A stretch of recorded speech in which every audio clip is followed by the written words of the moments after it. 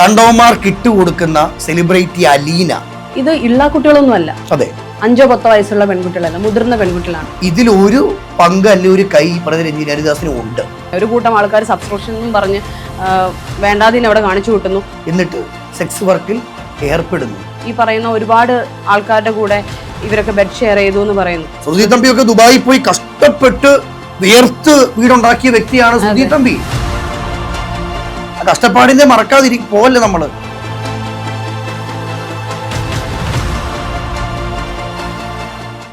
Celebrity സ്റ്റാറ്റസിന് വേണ്ടി അബദ്ധത്തിൽ പോയി ചാടുന്ന ഒരു കൂട്ടം പെൺകുട്ടികളുള്ള നാട്ടിലാണ് ഇന്ന് നമ്മൾ ജീവിക്കുന്നത്.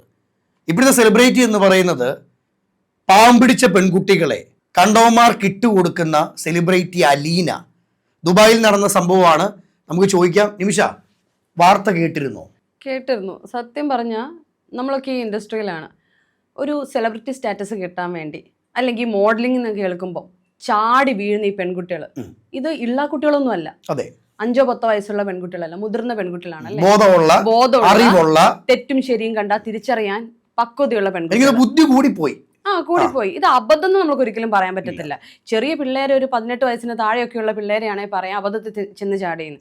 ഇത് കൃത്യമായിട്ട് അതിനെക്കുറിച്ച് അന്വേഷിക്കാതെ മോഡലിംഗ് എന്ന് കേൾക്കുമ്പം ഒരു പക്ഷേ ഇതിനെക്കുറിച്ച് ധാരണയുള്ള പെൺകുട്ടികൾ തന്നെയാണെന്ന് പറയേണ്ടി വരും. ഇതിൽ എനിക്കറിയാവുന്ന ചില പെൺകുട്ടികൾ ദുബായി പോകാനും അല്ലെങ്കിൽ മോഡലിങ്ങിന് പോകാനും അത്രമേൽ വെമ്പൽ കൊണ്ട് നിൽക്കുന്ന ഒരു കൂട്ടം ആളുകളുണ്ട്. അപ്പം ഞാൻ അവരോട് ചോദിക്കുന്നുണ്ട്, നിങ്ങൾ പോയിട്ട് എന്താണ്?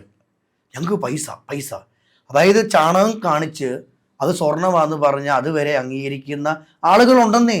അല്ല, പൈസയ്ക്ക് വേണ്ടി എന്തും കാണിക്കാം, അല്ലെങ്കിൽ ഒരു സ്റ്റാറ്റസിന് വേണ്ടി എന്തും കാണിക്കാം എന്നല്ല. നമുക്കൊക്കെ ഒരു നിലയും വിലയൊക്കെ ഉണ്ടല്ലേ, ഒരു ക്വാളിറ്റി വേണം. ഒരു സെൽഫ് റെസ്പെക്ട് എന്ന് പറയുന്ന ഒരു സാധനം ഏതൊരു മനുഷ്യനും വേണം. അതെ, ഒരു ക്വാളിറ്റി. അതിനേക്കാളും നമ്മൾ പറയേണ്ട ക്വാളിറ്റിയാണ്. ചുമ്മാ പോയി എനിക്ക് മോഡൽ ആവാന്ന് പറഞ്ഞ ക്വാളിറ്റി ഇല്ലാതെ കണ്ട ആൾക്കാരുടെ കൂടെ എന്താണ് അവിടെ പോയി നടക്കുന്നതെന്ന് അറിയില്ല. ഇവിടെ പോയിട്ട് ഞാൻ പറയുന്നത്, ഒരു പക്ഷേ ഇവരെ ചെന്ന് പെട്ടിട്ടുണ്ടാകുക ഇത് പ്രൊമോട്ട് ചെയ്തേക്കുന്ന ആളുകളുടെ.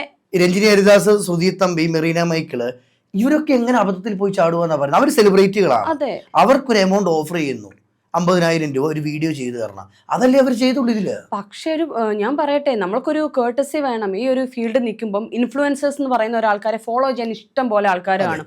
രഞ്ജിനി ഹരിദാസ് ആണ് പറയുന്നത് എന്ന് പറയുമ്പോൾ ഒരു പക്ഷേ മാതാപിതാക്കളോട് പറയാണ്, പാരൻസിൻ്റെ അടുത്ത്, ഇത് പ്രൊമോട്ട് ചെയ്തേക്കുന്ന ആരാണ്? രഞ്ജിനി ഹരിദാസ് ആണ് അല്ലെങ്കിൽ മെറീന മൈക്കിൾ ആണെന്ന് പറയുമ്പോൾ അവരൊക്കെ ഇതിനൊരു ആധികാരികതയുണ്ട്, ഇത് വെറുതെ ഒരു കുട്ടിക്കളിയല്ല, ഇത് നല്ല ആൾക്കാർ ചെയ്യുന്ന കാര്യമായിരിക്കും എന്ന് ഓർത്തായിരിക്കും വിടുന്നത്. പക്ഷെ ഇവരൊക്കെ പ്രൊമോട്ട് ചെയ്യുമ്പോൾ ചുമ്മാ അങ്ങനെ പൈസയ്ക്ക് വേണ്ടി ഒന്നും ചെയ്യാൻ പറ്റില്ല. അവർക്കൊരു ഉത്തരവാദിത്വം ഉണ്ട് സമൂഹത്തിനോടല്ലേ. പെൺപിള്ളേരെ അബദ്ധത്തിൽ ചെന്ന് ചാടിക്കാൻ കൂട്ടു നിൽക്കുന്നത് പോലെയാണ് എനിക്ക് പേഴ്സണലി തോന്നുന്നത്. അതായത് നിമിഷം പറയുന്നത് ഇതിലൊരു പങ്ക് അല്ലെ ഒരു കൈ പറഞ്ഞ രഞ്ജിനി ഹരിദാസിനും ഉണ്ട് ഇൻഫ്ലുവൻസിലൂടെ. അതായത് ആ ഇൻഫ്ലുവൻസ് ചെയ്യുന്ന ആൾക്കാർക്ക് ഒരു ധാരണ വേണ്ടേ, ഈ കമ്പനി ഉള്ളതാണോ, ഇത് ശരിക്കും അവിടെ മോഡലിംഗ് നടക്കുന്നുണ്ടോ, അതോ അതിന് പിന്നിൽ എന്തെങ്കിലും നടക്കുന്നുണ്ടോ, അത് അന്വേഷിക്കണം. പൈസ വാങ്ങിച്ച് കൈ പിടിച്ചാൽ പോരാ. ഇൻഫ്ലുവൻസേഴ്സിന് അതിന്റെ ഉത്തരവാദിത്വം ഉണ്ട്. ഞാൻ പറഞ്ഞിട്ട് ഇൻഫ്ലുവൻസർ എന്നുള്ള വാക്കേ അങ്ങ് എടുത്ത് കളയണമെന്നേ. അതെ, നമ്മൾ എന്തോ ഇൻഫ്ലുവൻസ് ചെയ്യുന്നേ. അല്ല, ശരിക്കും ഈ ഇൻഫ്ലുവൻസേഴ്സ് സത്യം പറഞ്ഞ അബദ്ധങ്ങളാണ് ഇപ്പോൾ കാണിച്ചുകൊണ്ടിരിക്കുന്നത്. ഒരു കൂട്ടം ആൾക്കാർ സബ്സ്ക്രിപ്ഷൻ എന്നും പറഞ്ഞ് വേണ്ടാതിനെ അവിടെ കാണിച്ചു കൂട്ടുന്നു. അവിടെ കാണിക്കാൻ പറ്റാത്ത ആൾക്കാർ വെബ്സൈറ്റ് ഒക്കെ തുടങ്ങി അവിടെ 5,000 രൂപയും 4,999 രൂപയും മുടക്കി വേറെ ചില പരിപാടികൾ കാണിക്കുന്നു. ഇതാണോ ആൾക്കാർ മാതൃകയായിട്ട് കാണുന്നത്? ഇപ്പോഴത്തെ ഈ ഒരു വിഷയത്തില് ചില സംശയങ്ങൾ ഇന്നും നമ്മുടെ മനസ്സിലുണ്ട്. അതിലൊരു സംശയം എന്ന് പറയുന്നത്, മദ്യത്തിൽ മയക്കുമരുന്ന് ഒഴിച്ചു കൊടുത്ത് അവരെ ബോധരഹിതരാക്കുന്നു, എന്നിട്ട് സെക്സ് വർക്കിൽ ഏർപ്പെടുന്നു.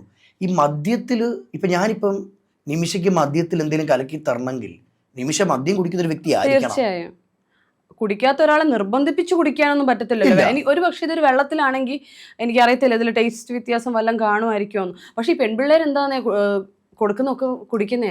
അതെ, പറയാനുള്ള കടമ ഏത് മനുഷ്യനുമുണ്ട്. ഇള്ള കുട്ടിയൊന്നും അല്ലല്ലോ. എന്തെങ്കിലുമൊക്കെ തന്ന അങ്ങനെ വാങ്ങിച്ചു കുടിക്കുക, എന്നിട്ട് എനിക്ക് മദ്യം തന്നിട്ടാണ് അല്ലെങ്കിൽ എനിക്ക് മയക്കുമരുന്ന് തന്നിട്ട് എന്നെ കീഴ്പ്പെടുത്തി എന്ന് പറയാൻ അതിലൊക്കെ ഒരു സംശയമില്ലേ? അജിനെന്താ തോന്നുന്നത്? അങ്ങനെ നിമിഷ ഇന്നും പല സെലിബ്രിറ്റികളും വെളിച്ചത്ത് വരാനുണ്ടോ?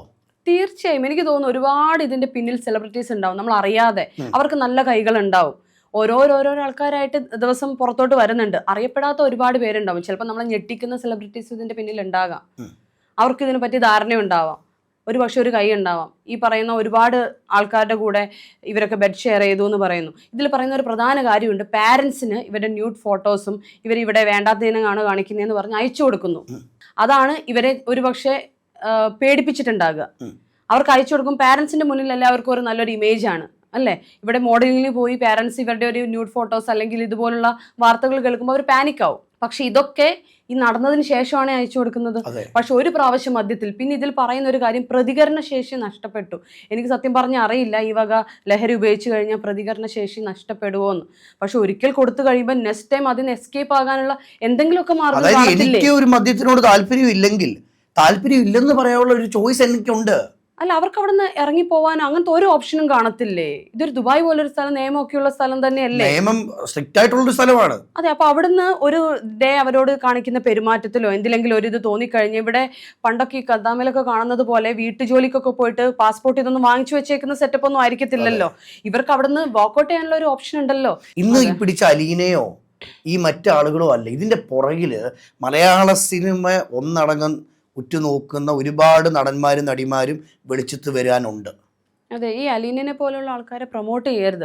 എനിക്ക് തോന്നുന്നു അവളുടെ ഈ പറയുന്ന ഫോളോവേഴ്സിന്റെ എണ്ണം പോലും ഈ ഒരു ന്യൂസിന്, അതാണ് ഞാൻ ആലോചിക്കുന്നത്. അതുവരെ അവർ അറിയപ്പെട്ടില്ല. ഇപ്പൊ കുപ്രസിദ്ധിയിലൂടെ ഫേമസ് ആയപ്പോഴും അതിനെ ഫോളോ ചെയ്യാനും ഒരു കൂട്ടം ആളുകളുണ്ട്. ഇതില് പ്രിയ മാതാപിതാക്കളോടും അത്രമേൽ മോഡലിനെ സിനിമ ഇഷ്ടപ്പെടുന്ന കുട്ടികളോട് എനിക്ക് പറയാനുള്ള ഒരു കാര്യം എന്ന് പറയുന്നത്, നിങ്ങൾ ജെനുവിൻ ആണോ അല്ലെങ്കിൽ ഒന്ന് തിരക്കുക. അല്ലാതെ ദുബായിലുണ്ട് ഇവർ ആദ്യം ചെയ്തൊരു കളി എന്തോന്നറിയോ, ഇന്ന ദിവസം ദുബായിൽ മോഡലിങ്ങിന്റെ ഒരു ഓഡിഷൻ ഉണ്ട്, അതിൽ നിന്ന് സെലക്ട് ചെയ്യുന്നവരെ ഈ പറയുന്ന രഞ്ജിനി ഹരിദാസ് പോലുള്ള ഒരു ഡയറക്ടർ വരുന്നു. അവർക്ക് അപ്പൊ ഇവർക്ക് ഭയങ്കര എക്സൈറ്റ്മെന്റ്. അവിടെ എന്തോ ഒരു പ്രോഗ്രാം ഓൾസോ രഞ്ജിനി ഹരിദാസ് പങ്കെടുത്തിട്ടുണ്ട്. ശ്രുതി തമ്പി ഒക്കെ കഷ്ടപ്പെട്ട് വീട് വെച്ചതാണ്. ശ്രുതി തമ്പി ഒക്കെ ദുബായിൽ പോയി കഷ്ടപ്പെട്ട് വിയർത്ത് വീടുണ്ടാക്കിയ വ്യക്തിയാണ് ശ്രുതി തമ്പി. ആ കഷ്ടപ്പാടിനെ പോവല്ലേ നമ്മള്. അതെ, ഇതിനകത്ത് ഇത്രയേ ഉള്ളൂ, പെട്ടുപോയ പെൺകുട്ടികൾ എല്ലാവരും 2026 കാലഘട്ടമാണ്, പെൺകുട്ടികൾക്കെല്ലാം നല്ല ബുദ്ധിയുണ്ട്. ഇത്രയും ബുദ്ധിയുള്ളവരാണ് ഈ പെട്ടുപോയേക്കുന്നത്. അതെ, പക്ഷെ ഇതിൽ ഞാൻ പറയുന്നത് ഈ പെൺകുട്ടികളോട് മാത്രമല്ല, ഇൻഫ്ലുവൻസേഴ്സിനോടോ സെലിബ്രിറ്റീസിനോടോ പറയാനുള്ളത്, ഈ പൈസ എന്ന് കേൾക്കുമ്പോൾ പ്രൊമോഷൻ എന്ന് പറഞ്ഞ് എന്ത് തെണ്ടിത്തരം ഇരുന്ന് പ്രൊമോട്ട് ചെയ്യരുത്. രഞ്ജിനി ഹരിദാസ് ഒക്കെ ഈ കാണിച്ചത് തെണ്ടിത്തരം തന്നെ, തീർച്ചയായും, അതിൽ ഒരു സംശയവും ഇല്ല. പൈസ കിട്ടിക്കഴിഞ്ഞ് എന്തും പ്രൊമോട്ട് ചെയ്യരുത്. അങ്ങനെ ചെയ്യരുത്. ഇപ്പൊ രഞ്ജിനി ഹരിദാസിന്റെ മക്കളോ അല്ലെങ്കിൽ ഇൻഫ്ലുവൻസ് ചെയ്ത ഇവരുടെ കുടുംബക്കാരോ അമ്മ അപ്പനാണെങ്കിൽ ഞാൻ 1 കോടി രൂപ തരാം, ഞങ്ങളൊരു വീഡിയോ ചെയ്യുമെന്ന് ചെയ്യുവോ? ഇതൊക്കെ കൊള്ളണമെങ്കിൽ നോവണമെങ്കിൽ അവരവരുടെ വീട്ടിലിരിക്കുന്നവനോ അവരവരുടെ മക്കളോ ആയിരിക്കണം, എന്നാൽ ഇതിനൊക്കെ കൊള്ളത്തുള്ളൂ. എന്തായാലും അടുത്ത ചർച്ചയും വിഷയമായിട്ട് നമ്മൾ കാണാം. ദയവ് ചെയ്ത് പെട്ടുപോകാതിരിക്കുക. പെടുത്താൻ ഇന്ന് 1000 പേരുണ്ട്. Thank you.